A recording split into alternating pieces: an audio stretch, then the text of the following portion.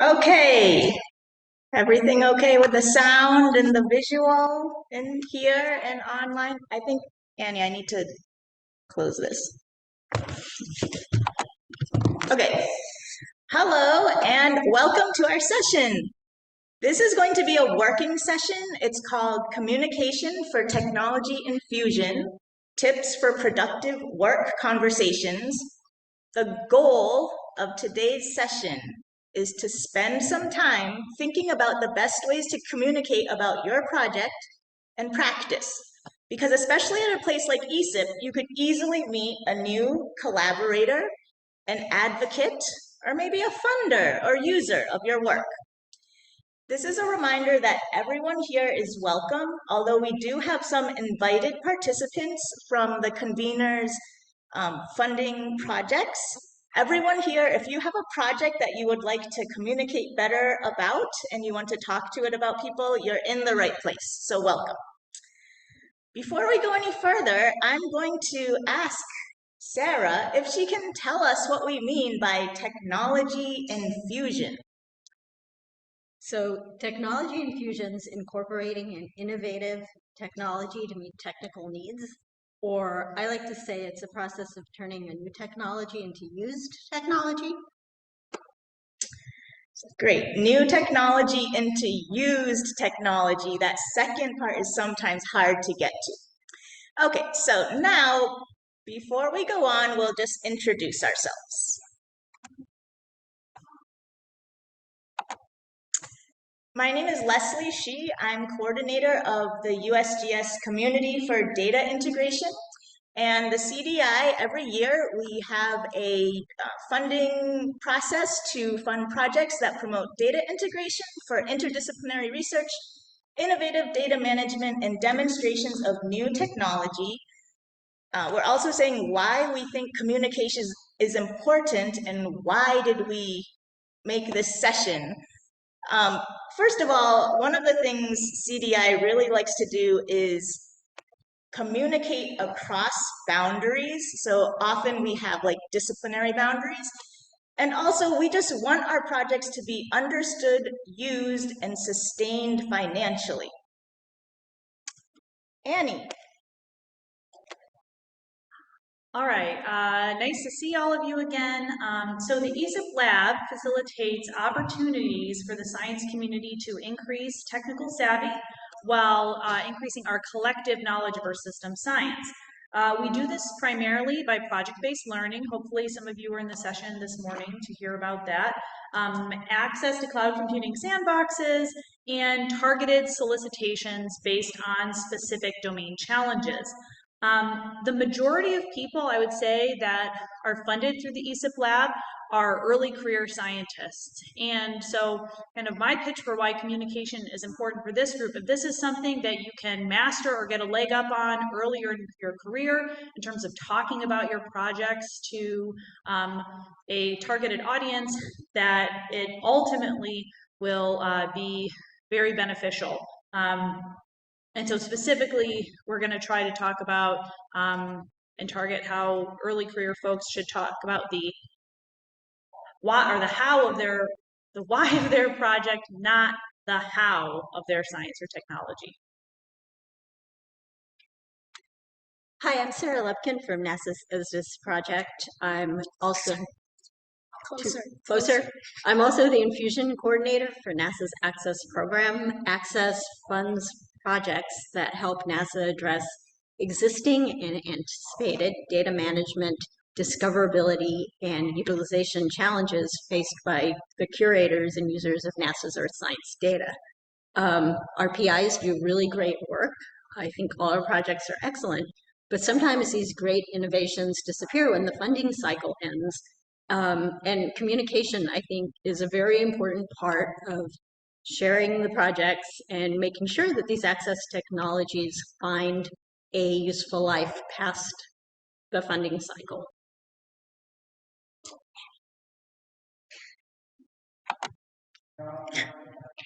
All right, so this is a tricky hike. So I hope you all didn't come to a session on communication to only listen. We will be working through a couple of role-playing exercises related to recommended practices for having a generative conversation. We just get a raise of hands of, has anyone heard the term generative conversation before?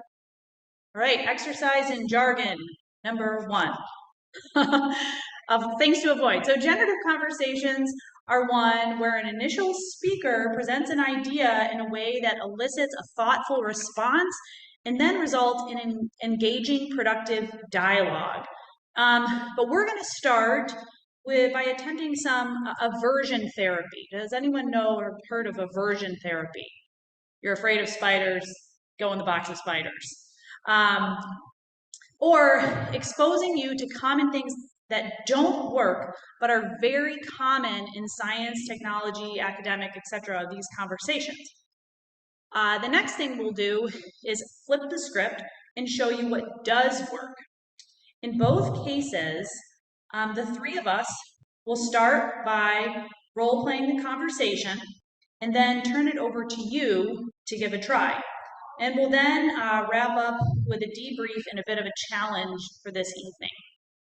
So if you don't have a laptop or a smartphone, we have paper, but we will be using a Jamboard during the session just for you to record some thoughts. So if you could, on your machines, go to bit.ly/comms-jam. This was still available.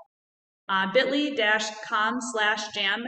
It should work on your smartphone as well. If you don't have a smartphone or a computer with you, you can always, we have some Post-its up here, or just use a piece of paper.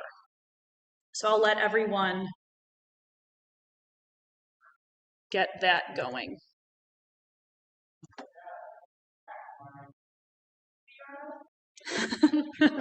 Yep.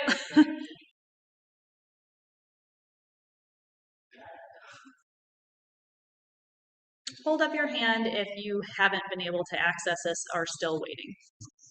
Just gonna show. Oh, still on? Oh, okay.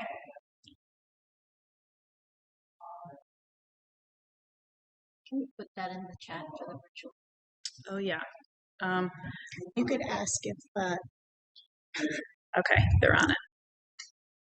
Okay, I'm going to go ahead, and then if you are still having issues at any time, I would say today or during the session, just raise your hand and we could come around and help out. Okay. So let's start with the aversion therapy part of this conversation.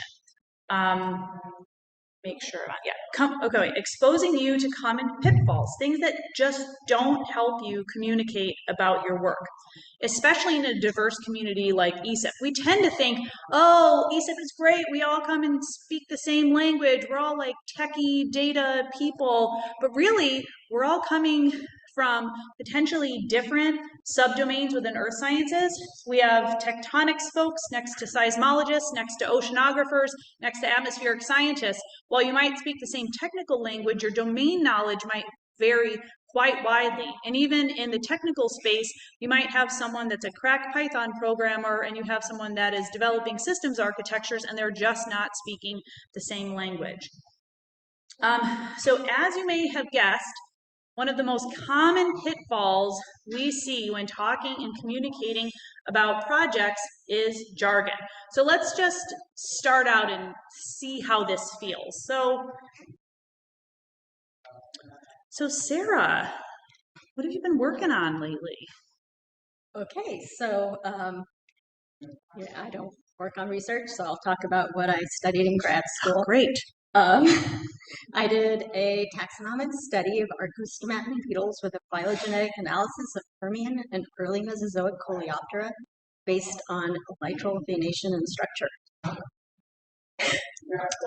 All right. Leslie, what about you? What did you study in school? Oh, yeah, it was really cool. So I was doing experiments to find out a geomorphic transport law for debris flows. I combined the fields of tribology and geomorphology to study high Bagnall number flows.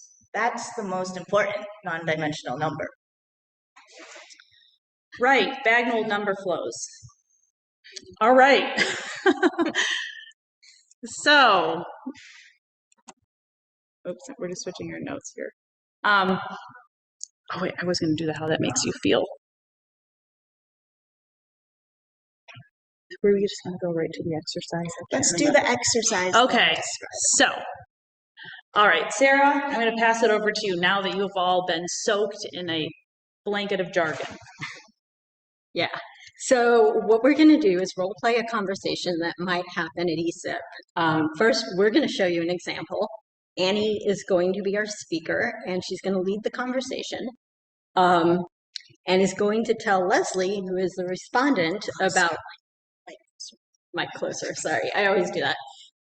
About the work that she's doing using tactics that don't work.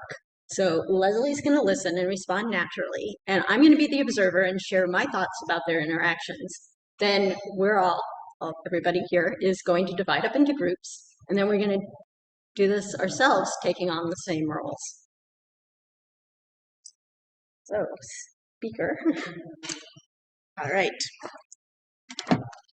Hey, Annie, I haven't seen you in forever. I feel like we haven't been to a meeting for like 3 years. What have you been working on?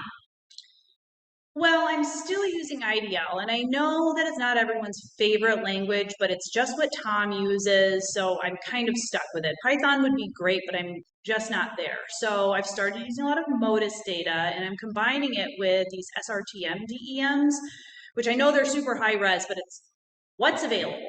I'm also using the SB Dart model. I don't know if you know what that is, but it's giving me pretty good result in terms of incoming solar radiance, because I'm still trying to get at that radiative forcing by light impurities in snow. So anyway, yeah, doing a ton of writing code, and yeah, I mean, that's pretty much what's up these days. Yeah, that's super interesting. Want to go get some coffee? Yeah, sure. I can tell you more about how I'm doing my work. Anyway, okay.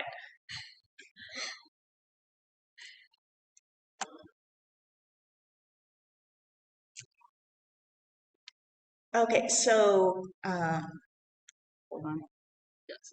Can I skip?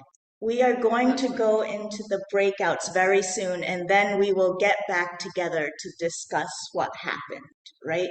So, Sarah, you did already give the instructions for the breakouts, but let's just review that one more time now that you've seen an example. So do you want me to just reiterate the breakouts? And the same is going to be for the virtual people. We'll make you breakout groups. And I'm just making sure I'm not speaking over someone else who is supposed to speak, but I'm here at the mic. Who is this slide? Yeah. Let me just explain what we're going to do. So we have about 10 minutes to be in a breakout room. We're going to break out into groups of 3 or 4 people, just people near you. Yeah. Yeah, 3 breakout rooms for the online people. Each group will have a speaker and a respondent. And imagine you're here at ESIP in the hallway, you run into someone you haven't seen for a while, and the respondent asks the speaker, "What have you been up to?" Just like Leslie did. And the speaker will reply using some of the ineffective habits that you observed with Annie, or things you've observed in the past that just don't work. If you're the speaker, talk about your own work and exaggerate those ineffective habits that you are trying out.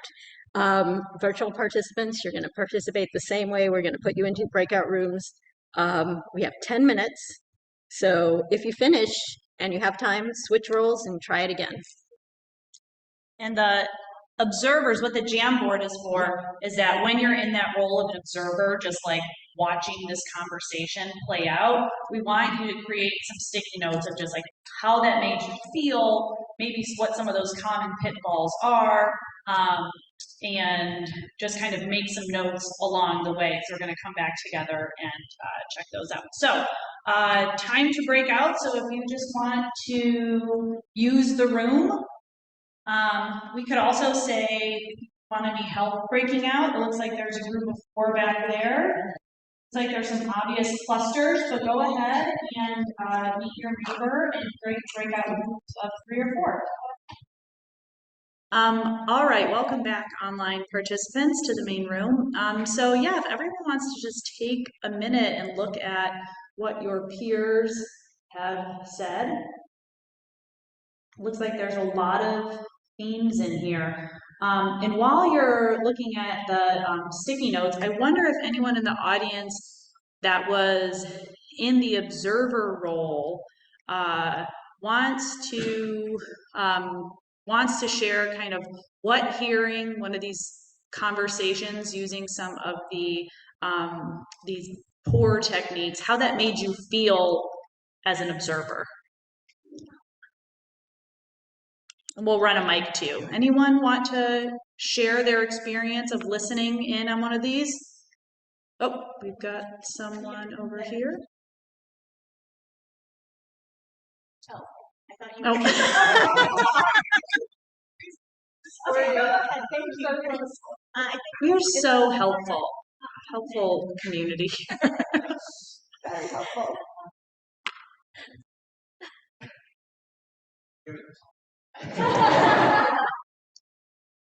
So I think it was really great in our session. We learned a lot about unstationary and water flow. But when you talk to a scientist, it seems like the scientist wants to talk to you in their language, in language they use at the office, but it's not the language that anybody else understands. And so we were talking a lot about you speak. Imagine you have to justify your comments. Are you going to use those kind of terms? And then if you communicate correctly, you get your funding. If not, they open the trap door and you just disappear. So that's what people. Great, thank you. Does anyone else have any other feedback? Yep, we've got one in the back and then up here. Thanks. When I was an observer, I kept questions, so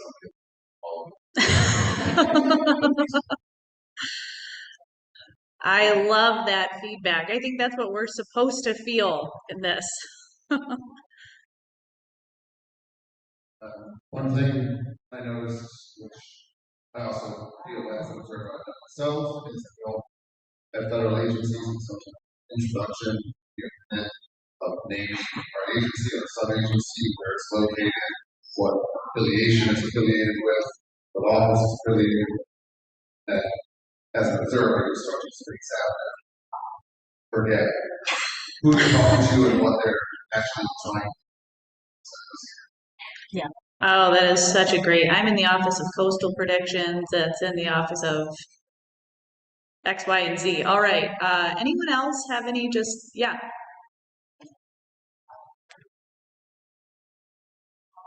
So very similar line of thinking there, along with the agency descriptions, has a lot of acronyms, which is what's looking at the Jamboard. I think a lot of you also experienced that. And our group kind of had some conversations about that. One of them put very, very nicely, even going between different agencies, the different lists of acronyms that you can have, it's like, speaking a different language, or like texting between 2 different generations. And so that can present a real challenge. Each agency has the same acronym that means 2 different things depending on the context. So context can be very important. I want to ask online. Does anyone online have, I'm going to go ahead and allow you to unmute. And go ahead and feel free to raise your hand or just unmute and share. We'll just wait for a couple seconds to see if anyone would like to share.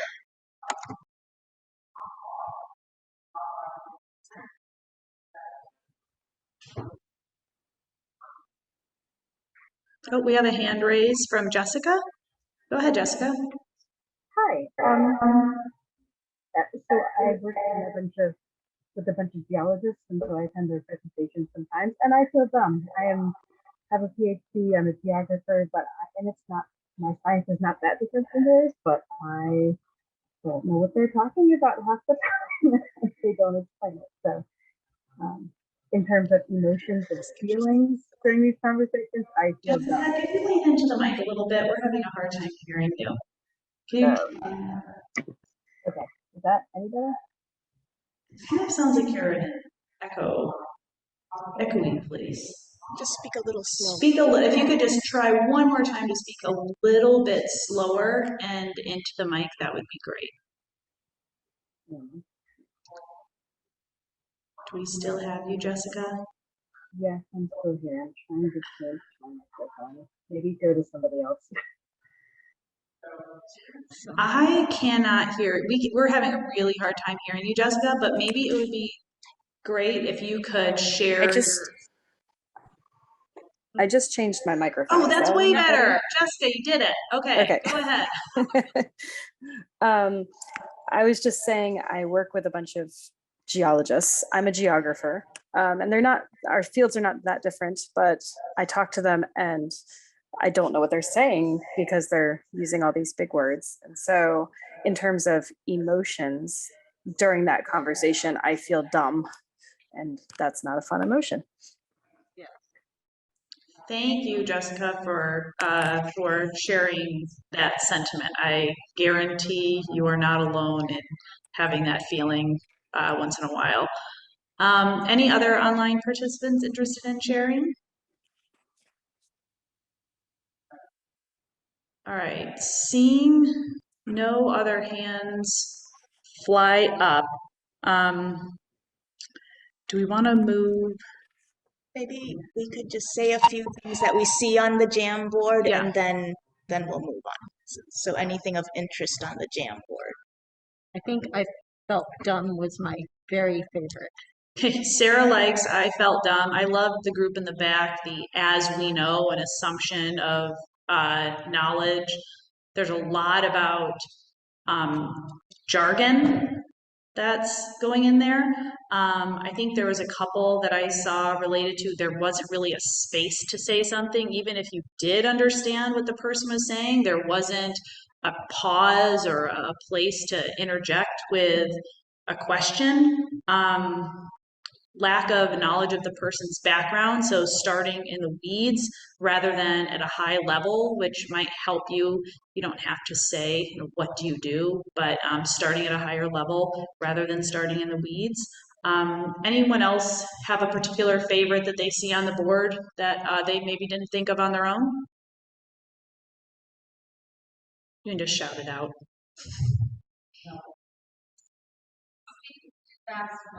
Speaking too fast. Speaking too fast. Jenny, did you have one? I know we all know this. I'm surprised in this context. So, know thy audience. Know thy audience.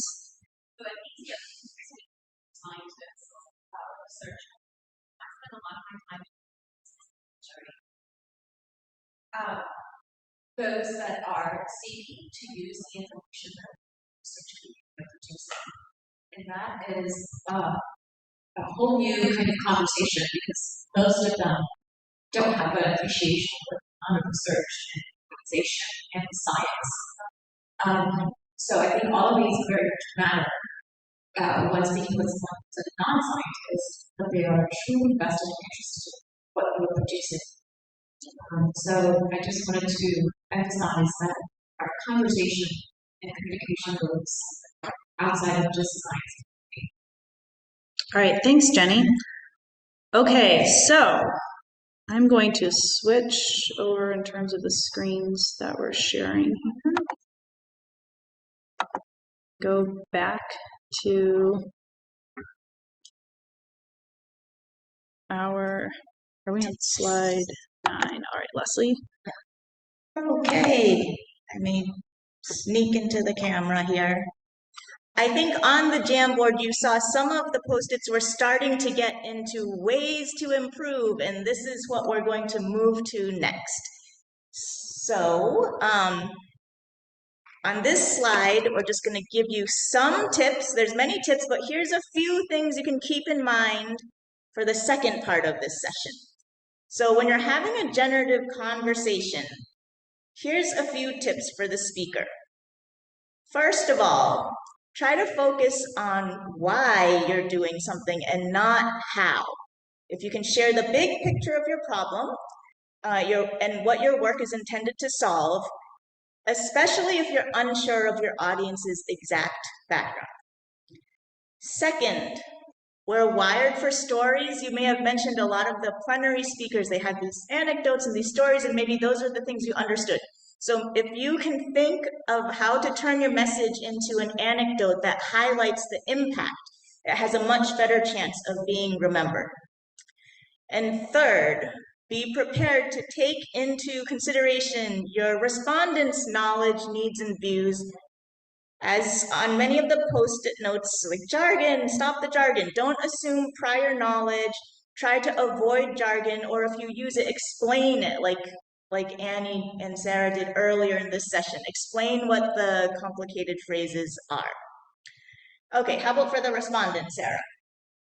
Okay, so this is a session about how to speak about your research, but we all listen to other people talk about their research, and we can benefit from that as well if we can understand them.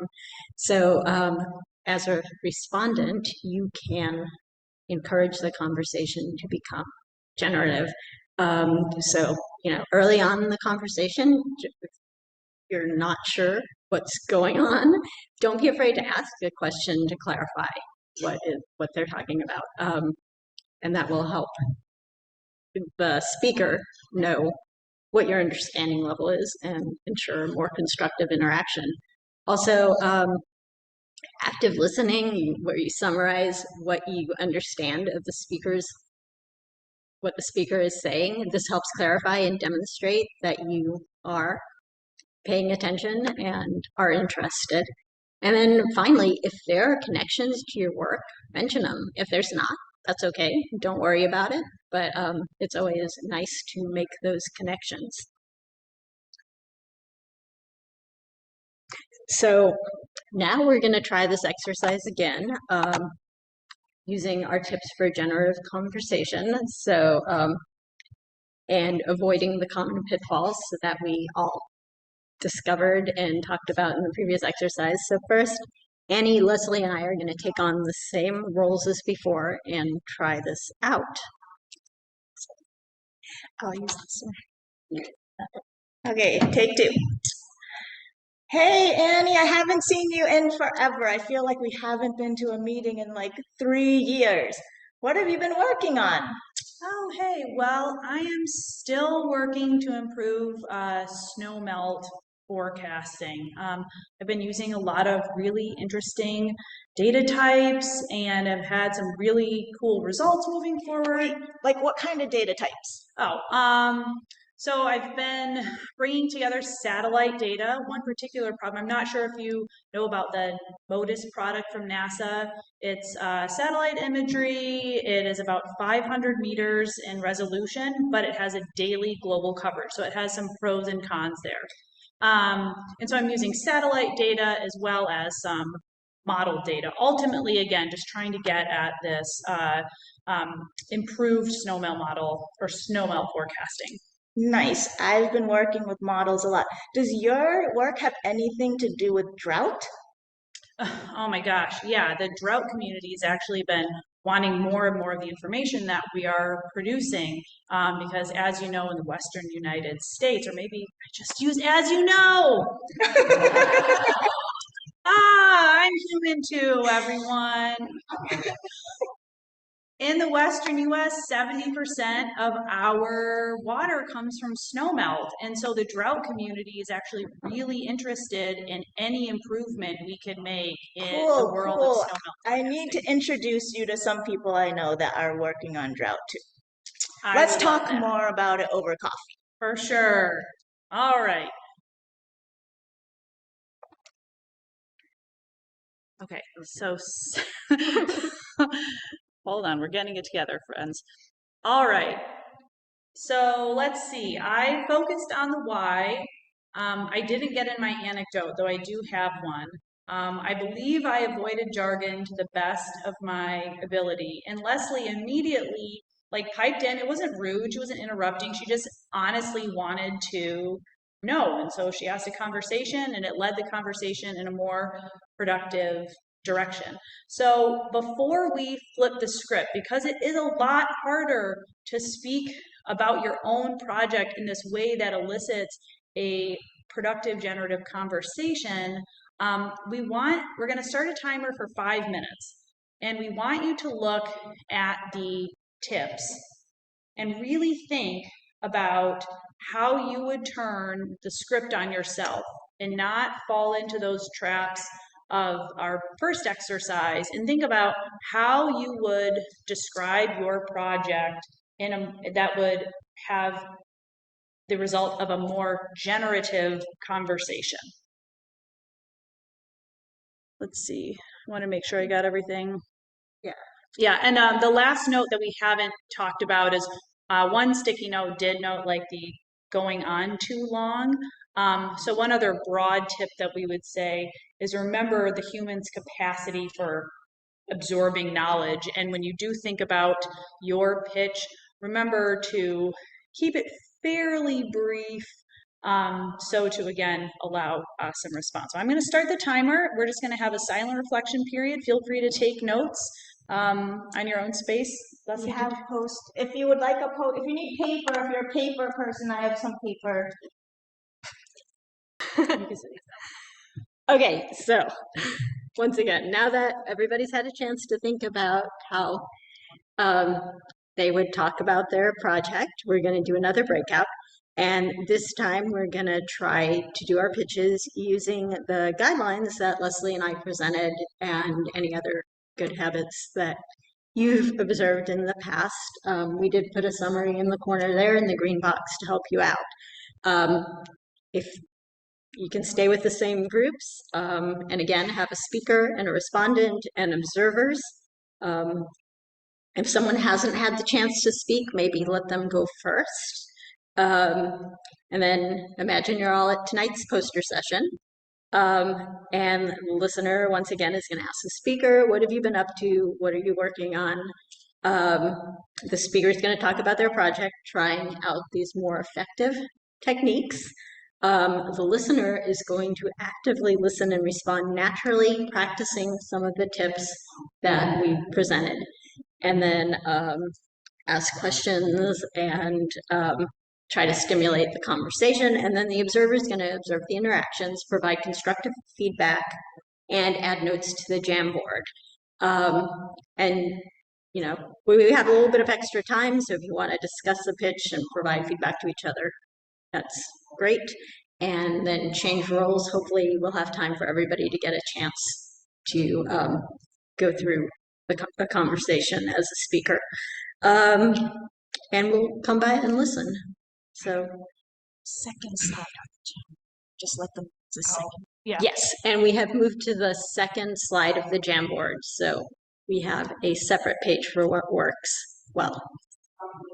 And maybe note what works well as a speaker, and if you had if a respondent said something that was effective, an effective way to re-steer the conversation, maybe note that as well. So just things, when you're in the observer role, note things both from the speaker and the respondent perspective that you saw as effective ways of steering or having that generative conversation. So go forth and break out into your groups again. There's a lot fewer. That means it's much easier. Since there are so few sticky notes, it must be way easier to do the better version. Just kidding. All right, so take a moment and notice what your peers have put on the board. But like last time, I'd also see if anyone in the audience had a conversation or someone used a tactic that they thought was particularly useful in terms of either as the speaker or in the respondent role to steer the conversation. Anyone have anything they'd like to say there? Yes, Sydney. Sydney from NASA. I don't want to name drop like I know everyone by the first name. But yes, our friend in the front. Yes, I had a great conversation with Abby from USGS, and it was very helpful when I was making a description of what I do.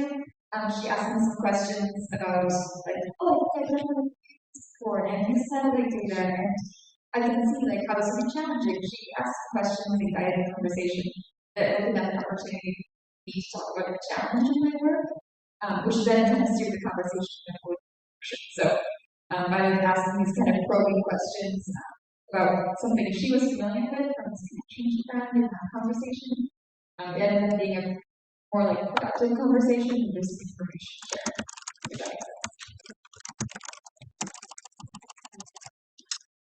I love that. There's a famous book of how to have conversations. I mean, I think that's the title of it. And my husband used this in college because he was not great at it in high school, self-admittedly. But he said one of the things was like, if you're in a group of people and someone says something that you actually have a connection with or you can relate, it's like, I don't know what you're talking about. But as soon as they say something, you're like, oh, I have something I could say about this, that you find that hook and that's what you can respond to. And what, just like Sydney said, maybe takes the conversation in another direction. So I think that's like a really good tip, finding that thing that you can have a response to and focusing on that part of the conversation can be a really productive way of kicking things off. Anyone else have anything to share?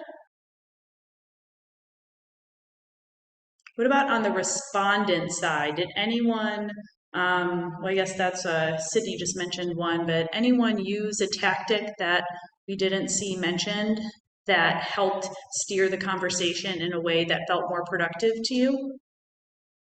Yeah, go ahead. Our friend Dave on the side. So I had a good, I went over to David with Noah because in a previous session, he had talked about satellite data buys and things like that. So I knew he was kind of looking out for the private sector. So I went over to ask David what he did, and he reviews science as a service technology for all to infuse it into operations. Yeah. They find all, check all the boxes. And our technology, Collaborate, is developed under the SBIR program, ready to go. So we made an instant connection and had very meaningful conversations.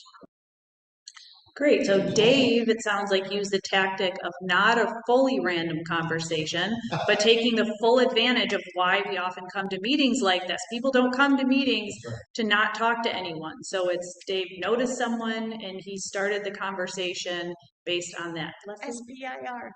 I heard an acronym. Oh, SBIR. That's right. Dave, can you tell everyone about SBIR, just what the acronym stands for? Small Business Innovation Research. Thank you. Yes. See, we're gonna, any last notes from the audience? Or actually we could reserve anyone online. I've got you open. If you'd like to use the raise hand feature, we would love to hear from you.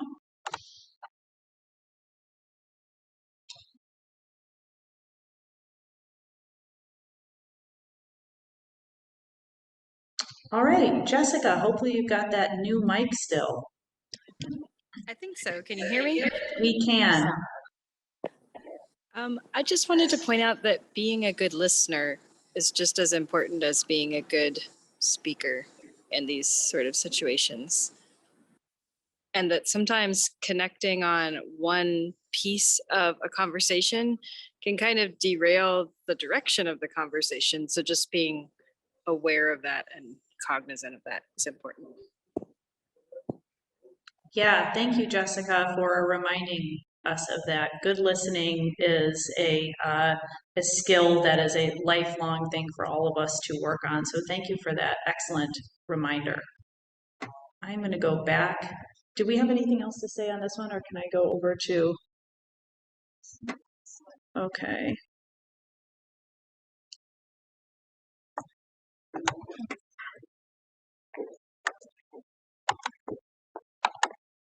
Are we sharing the slides or the? I think, can our friends online see the slides? Yes, okay, great. All right, so Sarah, take it away. So we have this, sorry, fun and exciting activity planned for tonight's poster session. It's a challenge and we have prizes and it's totally optional. So we have these name tags, and instead of putting my name is, put ask me about my project. Or to the poster session, talk to 3 new people outside this room about your project, and then come find us at our poster and collect your prize. So, any questions about that? Pretty easy, right? Just go up to 3 total strangers and tell them what you do. Okay, and that's it. Actually, here to go. Yeah, and then they might be interested, and you might meet, your new best friend, work friend, So, Okay, so we each have just a way to wrap up. So thank you very much for doing this experimental session with us. I hope it was a lot of fun. We do have a Google Docs page, which you may not have gone to if you're here in person, but online people on Kiko Chat, there is a Google Docs page, and there you'll find a few more resources. You'll find the links to our 3 programs, ESIP Lab, NASA Access, and USGS CDI. So please go check that out and see if there's other projects or PIs you might want to go talk to. And I will say one more thing about telling us how we did on Sketch. You will usually get an email that tells you, like, please tell us about your day, and you can go and give a little review and say if this was useful or if you had any suggestions about how we could improve sessions about communication. So please do that. And even if you didn't put this on your Sketch, if you are on the sketch.com page and you're signed in and you go to a session, you should see, as Annie is showing on the monitor, a place where you can put in some notes about what happened and how useful it was. So don't forget, those resources are there for you. The links to the slides and all of that is also on the Google Doc. And I'll just turn it over to Annie to give any other closing comments. Sure, thank you so much. Well, first, we just are really thankful to all of you for joining in and doing this. There's a lot of times where people would hear participation at the very beginning of the session and head for the door, and we totally get that. Sarah, Leslie, and I all provide funding to many people that attend ESIP meetings, and so we're keenly interested in supporting those folks and hoping that their projects continue as long as they want. So we really are genuinely interested in helping folks communicate about their technology. Beyond that, I would say just, oops, I want to make sure I think we're okay in chat. Thank you so much. Sarah, any last words?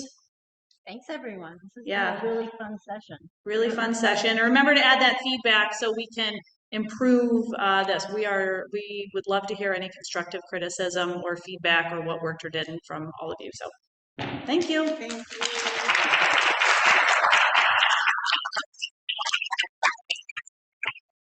And your name tags are up here. Don't all rush up at once.